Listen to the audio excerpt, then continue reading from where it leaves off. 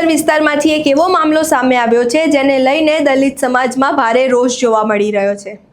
એક સગર્ભા દલિત મહિલાએ કચરો ભરવા આવતી ગાડી ચાલક અને તેની પત્ની સામે ગંભીર આક્ષેપો કર્યા છે।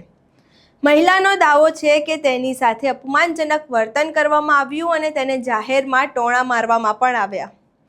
આ ઘટના માત્ર બે વ્યક્તિઓ વચ્ચેનો વિવાદ નથી, પરંતુ દલિત સમાજના લોકો માટે સન્માન અને ન્યાય સાથે જોડાયેલો મુદ્દો બની ગયો છે।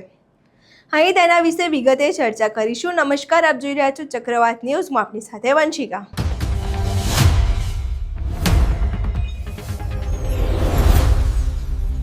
ભાવનગર શહેરના ફૂલસર આવાસ યોજનાના વિસ્તારમાં છેલ્લા કેટલાય સમયથી કચરો ભરવા આવતી ગાડીના ચાલક અને સ્થાનિક લોકો વચ્ચે નાના મોટા વિવાદો થતા હોય તેવું સામે આવ્યું છે। સ્થાનિક લોકોનું કહેવું છે કે આ વિસ્તારમાં કચરો ભરવા આવતી ગાડીના ચાલકને લઈને અગાઉ પણ અનેક વખત ફરિયાદો થઈ ચૂકી છે। જોકે આ વખતે મામલો વધુ ગંભીર બની ગયો જ્યારે એક સગર્ભા દલિત મહિલાએ પોતાની સાથે અપમાનજનક વર્તન થયો હોવાના આક્ષેપો કર્યા છે। મહિલાના જણાવ્યા પ્રમાણે તે પોતાના વિસ્તારમાં હતી ત્યારે કચરો ભરવા આવતી ગાડી ચાલક અને તેની પત્ની સાથે બોલાચાલી થઈ હતી। તે દરમિયાન તેને ટોણા મારવામાં પણ આવ્યા હતા અને અપમાનિત કરવામાં પણ આવ્યું હોય તેવા આરોપ લગાવવામાં આવ્યા છે। આ ઘટનાની જાણ થતાં જ દલિત સમાજના આગેવાનો અને સ્થાનિક લોકો મોટી સંખ્યામાં મહિલાના સમર્થનમાં આગળ આવ્યા હતા। દલિત સમાજના આગેવાનોનું કહેવું છે કે જ્યારે કોઈ મહિલા, ખાસ કરીને સગર્ભા મહિલા, પોતાની સાથે અન્યાય થયાની ફરિયાદ કરે છે ત્યારે તંત્રએ તેને ગંભીરતાથી લેવું જોઈએ। સમાજના આગેવાનોનું માનવું છે કે આવા બનાવો સમાજમાં અસુરક્ષાની લાગણી પેદા કરે છે અને તેના કારણે પીડિત વ્યક્તિઓમાં ભયનો માહોલ પણ ઊભો થાય છે।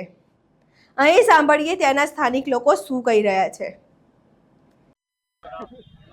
મારું નામ કિરણભાઈ જીવરાજભાઈ રાઠોડ છે અને અમે પ્લોટ નંબર 16 માંથી આવાસમાંથી આવીએ છીએ અને અમારે અહીંયા વારંવાર બહારના વ્યક્તિઓ જે આવે અને માથાકૂટ કરે છે એ બાબતે અમે લોકો અહીંયા અમારી કોઈ સેફટી નથી અને એ બાબતે અમે વારંવાર અહીંયા આવી અને વયા જઈએ છીએ। પણ આ વખતે કચરાની ગાડીવાળાને માર માર્યો છે અને ગાળોની જેમ ફાવે એમ ગાળો બોલ્યા છે। તો અમારે અહીંયા બેનું દીકરીઓ બધા રહેતા હોય છે અને અમારે તો ખોટી સોસાયટી વાળાને ગાળો બીજાની સાંભળવાની અને બહારના આવારા તત્વો પણ ઘણા આવે છે અને આવું વારાફરતી એવું થાય છે અને વંડિયું ટપે છે, આવી બધી માથાકૂટો થાય છે। એ બાબતે અમે અરજી કરવા બાબતે આખી સોસાયટીના તમામ સાથે મળીને આવ્યા છીએ।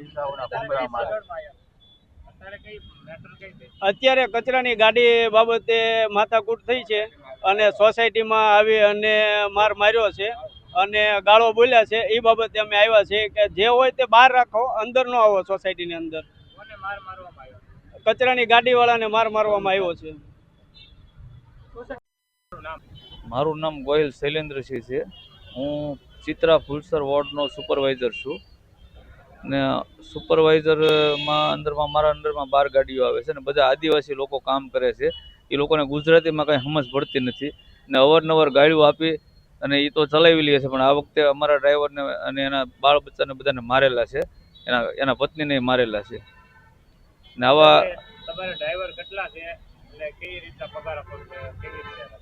અમારા ડ્રાઈવરમાં છે ને 2 મજૂર હોય છે ને 1 ડ્રાઈવર હોય છે। એમાં 3 જણાની એક ગાડી હોય છે અને 26-27 રૂપિયા પગાર હોય છે। અત્યારે ચિત્રા ફૂલસરના જે એની બાજુમાં આવાસ યોજના 16 નંબરનું છે ત્યાં મારવામાં એને તો મારવાનો વિડીયો છે। અહીં તમે ત્યાંના સ્થાનિક લોકોને સાંભળ્યા અને હવે આ આખો મામલો ડી ડિવિઝન પોલીસ સ્ટેશન સુધી પહોંચ્યો છે। પોલીસ દ્વારા બંને પક્ષોની વાત સાંભળવામાં આવી રહી છે અને સમગ્ર ઘટનાની તપાસ હાથ ધરવામાં આવી છે। હાલ સુધી કોઈ સત્તાવાર નિષ્કર્ષ સામે આવ્યો નથી, પરંતુ બંને પક્ષોએ પોતપોતાની રજૂઆત પોલીસ સમક્ષ કરી હોવાની જાણ પણ મળી છે। દલિત સમાજના લોકોનું કહેવું છે કે તેઓ કોઈ વ્યક્તિ વિરુદ્ધ પૂર્વગ્રહ રાખતા નથી, પરંતુ ઘટનાની નિષ્પક્ષ તપાસ અને ન્યાયની માંગ કરી રહ્યા છે। સમાજના આગેવાનોનું સ્પષ્ટ કહેવું છે કે જો કોઈ આરોપી હશે તો તેની સામે કાયદેસરની કાર્યવાહી થવી જ જોઈએ અને જો મહિલાના આક્ષેપો સાચા સાબિત થયા તો કડક પગલાં પણ ભરવા જોઈએ.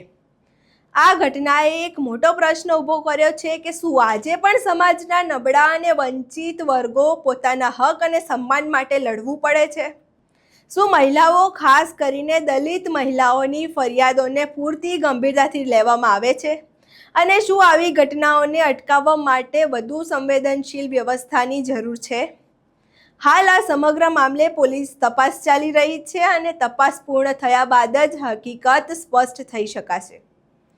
અહીં દલિત સમાજની એક જ માંગ છે કે ઘટનાની નિષ્પક્ષ તપાસ થાય અને પીડિતને ન્યાય મળે. આ સમગ્ર ઘટનાને લઈને તમારું શું માનવું છે? શું આવા મામલાઓમાં ઝડપી અને પારદર્શક તપાસ થવી જોઈએ? તમારો અભિપ્રાય અમને કમેન્ટ બોક્સમાં જરૂરથી જણાવજો. અમારો વિડીયો પસંદ આવ્યો હોય તો વિડીયોને લાઇક કરો, શેર કરો, કમેન્ટ કરો અને સબસ્ક્રાઇબ કરવાનું ભૂલશો નહીં. નમસ્કાર.